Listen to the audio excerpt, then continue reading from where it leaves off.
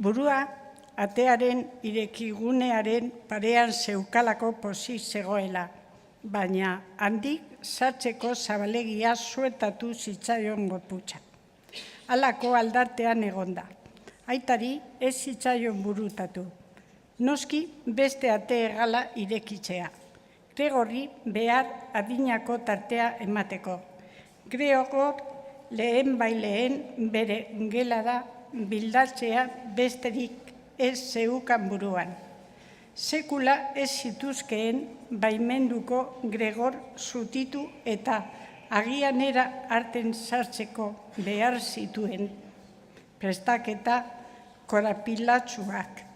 Inongo oztoporik ez balego bezala ari zitzaion. Gregori bultzaka, zaratartean.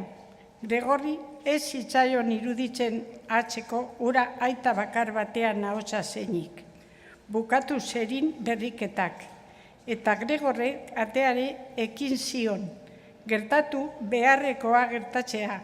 Gorputzaren alde bat gora altxatu zen. Atearen tartean okertuta.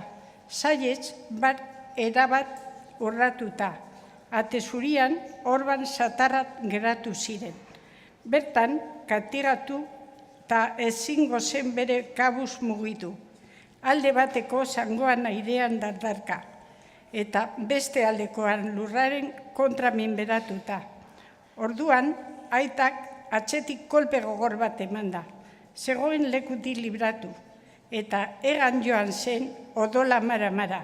Bere gela barruraino atea makila zitzi ondoren azkenean dena isilik zen.